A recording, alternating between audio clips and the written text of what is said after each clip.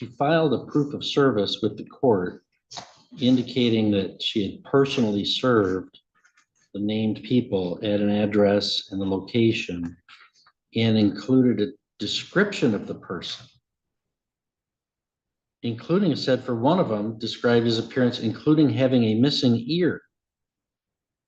So that sure sounds like Miss Abbott is intentionally trying to say, yes, I personally served this named person when she didn't, and not just some sort of technical mistake that she didn't know she could leave it with someone else at the household. We can go back on the record, and Mr. Kukuski, we can call your case. Thank you, Your Honor. People be Brittany Abbott, file 25-7088FH. Counsel, you want to state your appearances, please? Mr. Goodrich, one kind of prosecutor. Luke Kukuski, on behalf of Ms. Abbott, Your Honor. Right, and I'm here for sentencing on a charge of evidence tampering. It's a 4-year statutory maximum and a guideline range at 0 to 9 months. Mr. Kukuski, have you had a chance to review the pre-sentence report and recommendations with your client? Your Honor, I have no additions or corrections to that report. Okay, and any scoring challenges? We did not have any. Ms. Goodrich, any additions, corrections, or scoring challenges from the people? No, Your Honor. All right, Mr. Kukuski, anything you want to say on your client's behalf? Well, Your Honor, I'd just say that I believe Ms. Abbott's going to be successful on the term of delay, and the agreement that we've worked out with the prosecutor just really felt like an interesting case to me, in that she gets hired on, or is hired on by some firms that are collecting credit card debts, and she's to serve people. And there's not really much training as to how that service is to be done. I think she now understands the ramifications of what had happened. She has expressed to me she's very apologetic to the victims in this case, and sorry that if anything happened with their case, that she's sorry about that. But you know, she did. It wasn't that she just mailed it in, Your Honor, where she said she served somebody, but she didn't. She did drive down from Marquette, go to these residents. Although somebody at the residence that she serves, it's not the right person.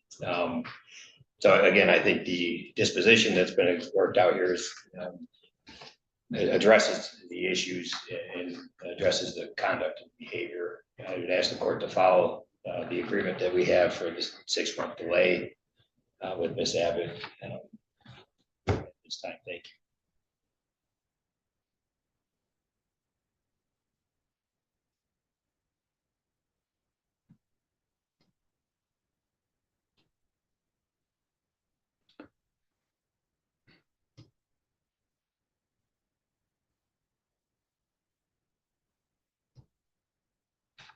Well, I mean, I wonder about those facts.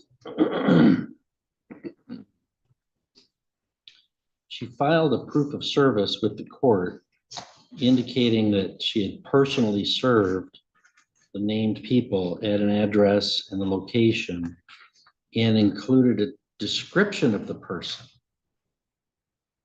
including, said for one of them, described his appearance, including having a missing ear. So that sure sounds like Miss Abbott is intentionally trying to say, yes, I personally served this named person when she didn't, and not just some sort of technical mistake that she didn't know she could leave it with someone else at the household. So help me square that circle. Well, Your Honor, there's an application with these firms that she's working with where you just check the box when the paper's delivered. They do the proof of service to the court, and that's the proof of service that was provided to the court. She was not personally taking those to the court. Again, she accepts her responsibility for the improper service. We're definitely not making any excuses there. It just, I want Your Honor to. The proof of service is signed by her, right? It would be electronically on her phone through the application with the company that she has. And so again, as I've stated, you know, she's learned from this. She understands leaving it with anybody at the house was not proper, but you know, it could have been where you just check the app that you did it, and you didn't even leave your home or come down to try to affect services. And she's accepted the responsibility by entering into this delay, that she knows that it was not proper, and we're not making any excuses here, Your Honor. Well, it sounds like you're saying she's not technically guilty of I'm intentionally not at all, tampering Your with Honor. evidence. I'm not at all, Your Honor. I would not do that. I mean, I just wanted to- making a mistake about what the court rule requires is a different thing entirely from felony tampering with evidence. Well, and then I think the court is not hearing or is misunderstanding. I'm just trying to explain the circumstances or the facts around that, but I'm not making any excuses, Your Honor. I think it's important for the court to know the totality of those circumstances. That's all. Again, we've accepted the responsibility. We've, got her meeting with probation in days. She's come down from Marquette. We're totally going to comply with the delay period. Well, I'm wondering whether she should get a delay, honestly. So I'm wondering a process server that intentionally falsifies a proof of service with a court. That's what she's convicted of. Yeah. Somebody that does that, in my mind, ought to go to jail. So that's what I'm thinking about. Your Honor, I don't believe this is the case that would warrant that. I definitely understand the court's concern. I do. But I'm not trying to make any excuse for the client. No. All right, I can tell you, there's no way I'm doing the delay. All right, Ms. Abbott, you don't have to make a statement today. Is there anything you want to say or no? Yes, I would like to sincerely apologize for being completely negligent. See, okay, I- okay, hang on. Yes, sir. You're not convicted of being negligent. Now, you pled no contest, so I can't force you to make a statement about this. But I'm not going to sit here and let you. You're convicted of intentionally tampering with evidence. You're not convicted of negligence. So let's start again. Okay. I was incredibly naive and I did not understand how to do my job at all. I didn't understand how to be a process. So I just want to say something. All right, Ms. Goodrich, any recommendations from the people? Yes, Sharon, thank you. Here as stated, two victims had come forward on June 4th of 2025 to report perjury complaints stating that there was proof of service filed with the district court where they were not served. Fortunately, they both were able to prove that they were at work at the time. What's confusing about the explanation here today is that the explanation that the defendant is given is that she handed it to someone else, but that's not in the PSI description of the offense. And in fact, it says that neither of the people had cameras at their house to see if a process server was at their residence. So it'd be strange that nobody at their house would tell them, hey, I got this paperwork here today if somebody else was actually served. So I would guess that no person was served at either household based on those set of facts. The defendant is 36 years old. She has no prior felonies and one prior misdemeanor. Looks like she's part-time or sporadically employed and has a bachelor's degree. The guidelines are 0 to 9. The plea agreement was for the 6-month delay. The PSI accepts that with a focus on the services being for mental health treatment for the defendant, as well as using her positive family support system more so that she makes better decisions in the future. All right, thank you. Ms. Abbott, if you please stand for the first sentence. All right, Ms. Abbott, I don't buy a thing you're selling me today. If what you're saying is true, at the end of what I'm going to tell you, you should withdraw your plea and go to trial and get acquitted. Because if what you're telling me is true, I don't know that that's a crime. Making a mistake at your job is not a crime. I probably did it today already.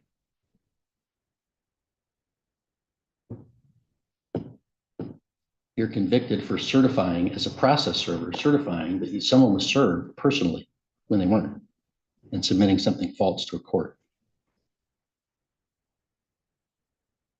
That's a very serious crime. It's a terrible breach of trust. It undermines the legal system to the harm of litigants.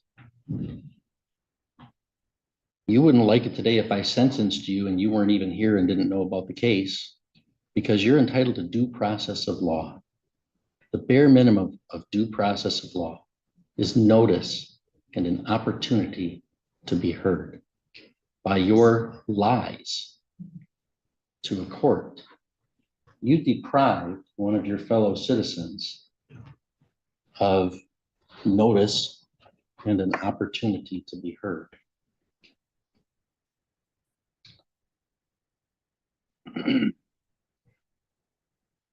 I think that's a pretty crummy thing. You have no prior felonies, one prior misdemeanor.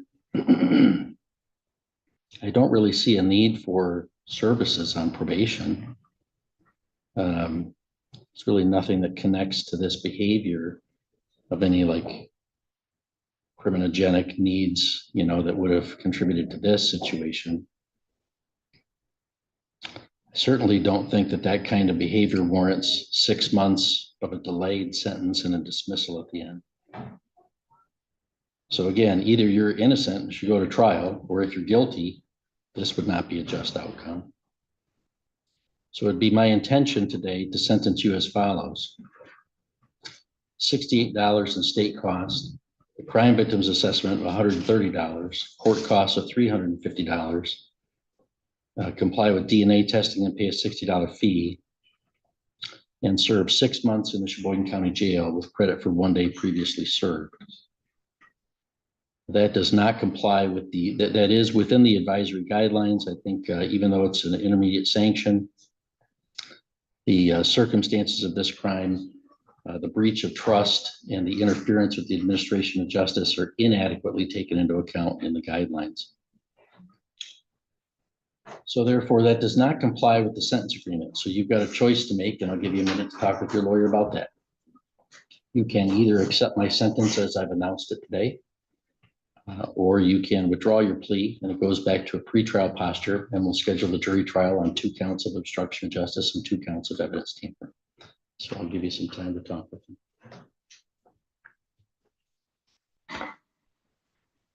And yeah, if you'd like, I can pass the case, and I would just direct you to tell Ms. Abbott she may not leave the 2nd floor of this courtroom and this courthouse until we address the matter. Yeah. Yeah, but you can go in the hallway and talk. There you Pass the case. All right, Mr. Kukeski, we can recall Ms. Abbott's case. Thank you, Your Honor. All right, and I had announced a sentence beyond the terms of a sentence agreement and given her some time to talk with you about her options. Do you know how she wishes to proceed? Yeah, we would like to withdraw our plea at this time. Okay, Ms. Abbott, your plea will be withdrawn, bond will be continued, and we'll schedule this for a docket call for, and we'll have that docket call be a plea and motion cutoff, and we'll pick a firm trial date at that time. So let's, I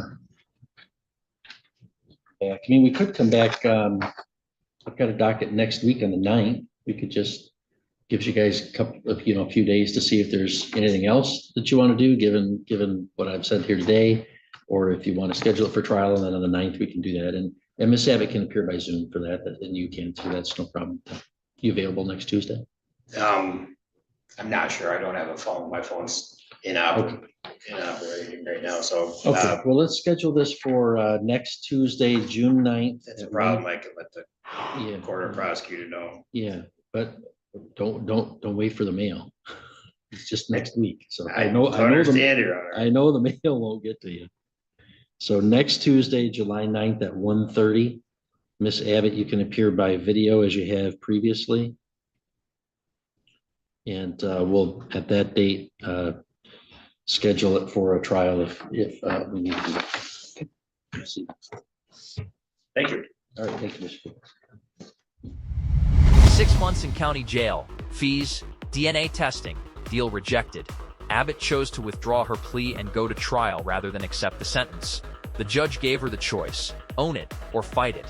She walked away from accountability twice in the same courtroom. So here's the question: was the judge right to blow up that deal? Or did Abbott throw away her last real chance at leniency? Comment below, hit like, and subscribe for more real courtroom breakdowns.